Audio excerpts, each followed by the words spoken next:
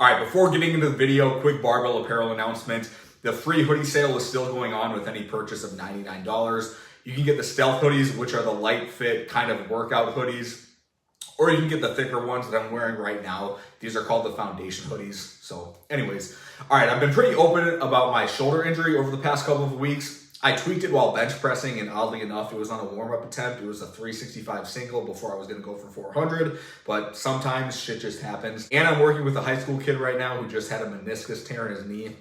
Now, one common question I receive all the time is how to train around injuries. And to truly answer this question on an individual basis, I would need to know a lot of information that's added to the context, as all injuries present differently with different mechanisms. Both my shoulder issue and my client's knee issue, this presents a pretty good opportunity to discuss what's called the cross-education effect.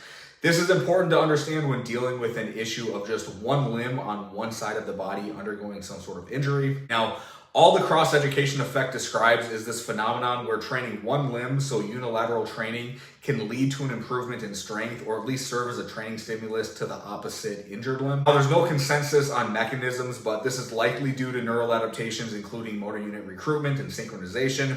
Another potential mechanism is that the contralateral limb contractions occur to assist in stabilizing posture. So if you're doing a single leg or a single arm exercise, the non-working leg or arm is still experiencing some training stimulus, as it is involved to stabilize and support the body, and therefore still contracting with a real task to support the goal of the movement. So the untrained limb can still realize strength improvements without any direct mechanical loading. Now, when you closely analyze the research studies that have examined this phenomenon, you need to take the data with a grain of salt.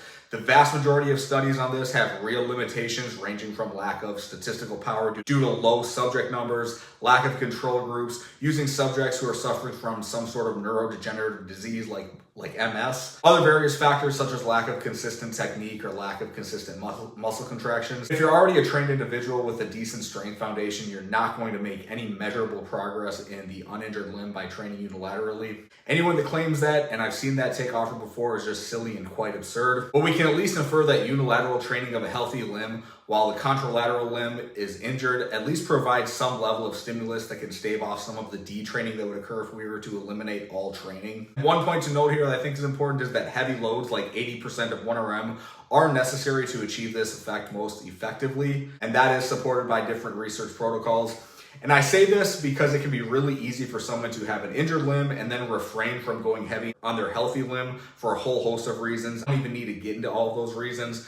But one thing that's pretty clear in the research is that heavy loads are much more effective at inducing the cross-education effect than lighter loads. So for my own personal training, I've been doing single arm dumbbell bench presses, and I used 125 pounds last week on my good side, and I plan to continue to progress that exercise as much as necessary. And I just had my 14-year-old client doing single leg quasi-pistol squats with 30 to 50 pounds of total load, and single leg RDLs with 65 pounds. So all that to say, to remind you that if you do have an injury on one side of the body, still train the other side and still train it hard and heavy. It's likely going to allow you to gain your strength back a bit faster, and I do think there's a case to be made that you will even recover from the injury a bit quicker too. So anyways, that's all I got for the video, guys. Thanks for watching, and I'll see you next time.